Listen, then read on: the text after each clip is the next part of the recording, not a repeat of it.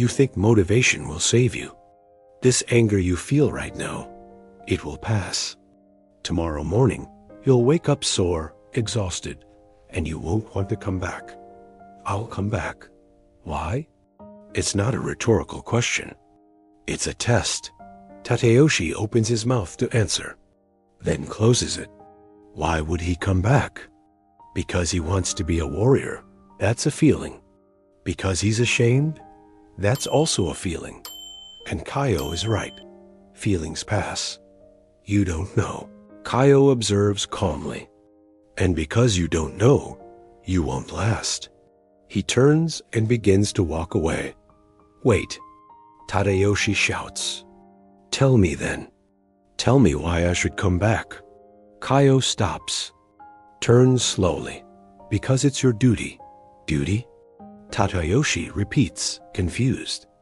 Duty to whom? To yourself, Kaio replies. To the man you promised to become. Listen carefully. Motivation is a feeling. Duty is an order. Feelings change with the wind. Duty remains even in the storm. Kaio takes another step, then stops once more. We Japanese have a word for this, he says. Yamato Damash, I doubt the Japanese spirit. It's not about feeling like doing something. It's about doing it, because it's who you are. Chapter 4. The second day arrives. And with it, the first real lesson. Tadayoshi returns, not because he wants to. His entire body aches. His legs barely support his weight. Every muscle protests with each step, but he remembers Kaio's words. Duty remains even in the storm. Kaio is waiting. This time, his face shows something different. Not approval, but recognition. You're back, he says. I said I'd be back. Yesterday, Kaio replies. You said it with emotion. Today, you say it with weariness. He pauses. Which is truer? Tadayoshi thinks, today. Exactly, Kaio says. Yesterday you were motivated. Today, you're fulfilling your duty. One disappears. The other doesn't. Kaio makes him assume the same stance as yesterday. But before they begin, he explains. Yamato Damashi isn't something you feel. It's something you do. Until you become it. Knowledge versus action. As Tadayoshi holds the position, his legs already beginning to tremble, Kaio asks, What did you study? Battle strategies. Tadayoshi answers through clenched teeth. Tactics, formations, the classics. And that made you a warrior? No. Why not? Tadayoshi hesitates, focused on the burning pain. Because I didn't act.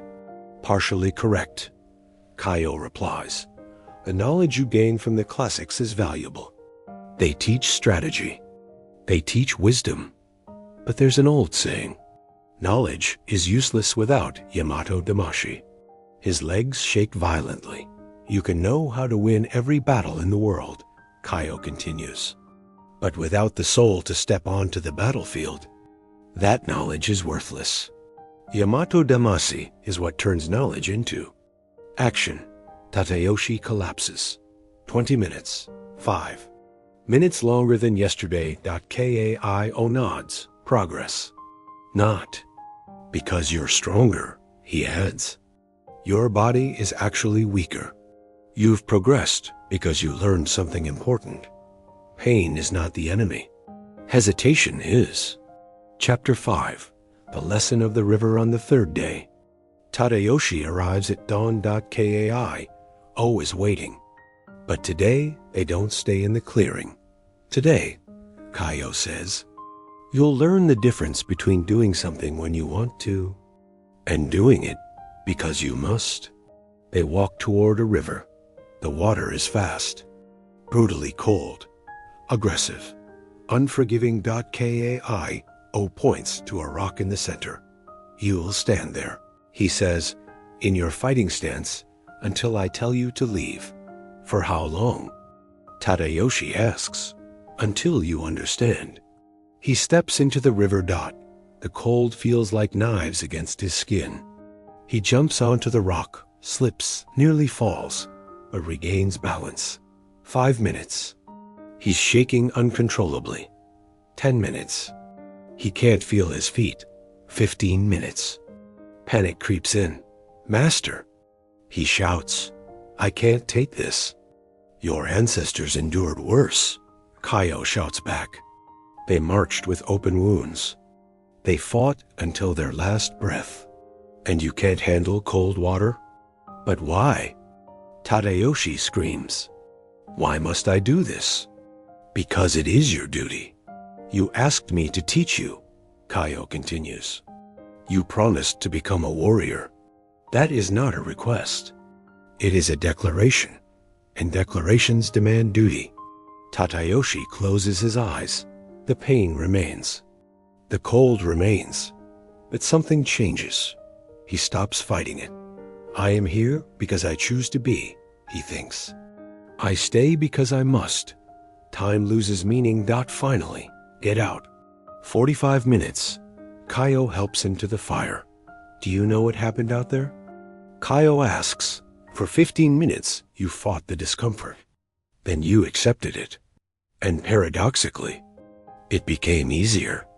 Not because the pain disappeared, but because you stopped adding mental suffering to physical pain.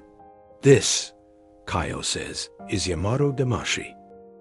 The Chinese had incredible knowledge, philosophy, strategy, art, and poetry. Our nobles studied these classics intensely. They became brilliant scholars. But many of them became exactly like you were. They knew everything and did nothing. Knowledge without soul. Theory without practice. That's when our ancestors realized something crucial. They needed a way to describe what separated men who only knew things from men who actually did things. It wasn't enough to possess Karazukai, Chinese knowledge. You needed Yamato Damashi, the native spirit. The inner force that makes you act, even when you don't want to. Kao continues, his voice calm but heavy. This was never about being anti-Chinese or anti-foreign. It was about understanding one truth. Knowledge is the tool. Spirit is the craftsman. You can own the finest sword in the world, perfectly balanced, razor sharp, but if you lack the courage to wield it, it's nothing more than decorative metal. Our ancestors discovered this. Practical wisdom, the ability to solve real problems, make decisions under pressure, act when action is required, does not come from books alone. It comes from doing, from showing up, from fulfilling your duty when every part of you wants to run away. Yamato Damashi was the difference between the scholar who debates war and the warrior who fights in it, between the poet who writes about courage and the man who lives it, between who you were 3 days ago and who you are becoming now. Chapter 7. The Great Temptation. Week 2 begins. Tadayoshi has made real progress. He can hold his stances longer. His muscles are responding. His mind is beginning to quiet. Then comes the real test. The full moon festival. All the nobility will be there. Music, poetry, sake, celebration. Invitation arrives.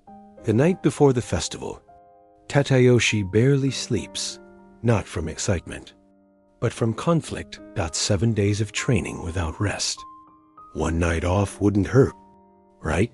He deserves some comfort, some fun, some normal life. On the morning of the 8th day, Tadayoshi does not appear in the clearing. Kao waits. Watch the sun rise completely. Tadayoshi doesn't come. Instead, Tadayoshi is at home, sleeping off a night of drinking and socializing. When he finally wakes, late afternoon light fills the room. And then it hits him. Guilt. Crushing, immediate. He broke after only a week. After all his promises. The next day, he goes to the clearing expecting it to be empty. Surely, Kaio has given up on him. But Kaio is there. Waiting. His face doesn't show anger, It shows something worse. Sadness. You missed yesterday. Kao says quietly. It was the festival. Silence, not angry. Just weary. You don't owe me an explanation, Kao says. You owe yourself one. And you failed. Tears fill Tadaoshi's eyes. I'm sorry. Please let me continue. It was a mistake. It was a choice. Kao corrects. You chose comfort over duty, pleasure over promise. And do you know what that proves? You still don't understand Yamato Damashi. You still believe it's about doing things when it's convenient. Kao turns to walk away. Wait. Tadayoshi begs. Give me one more chance. I understand now. I really do. Kao stops. Do you? Then tell me, what is Yamato Damashi? Tadayoshi takes a deep breath. It's doing things even when you don't want to. Partially correct, Kao says. Continue. It's duty over feeling. That's the consequence, Kao replies. Not the essence. Go deeper. Tadayoshi closes his eyes. The cold river. The burning stances. The trembling legs. Then it clicks. It's who you are. Not what you do. It's identity. When I broke my commitment yesterday, I wasn't breaking a habit. I was betraying the man I declared myself to be. Kao remains silent, then slowly. He nods. Now, he says quietly, you're beginning to understand.